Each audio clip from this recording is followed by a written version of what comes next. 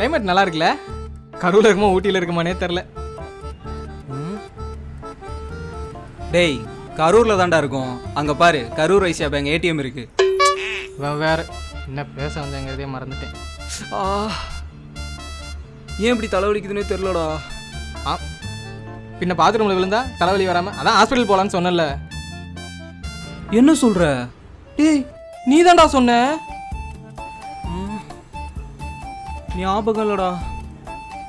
சரி இரு, டீ காசு கொடுத்துட்டு வரேன்.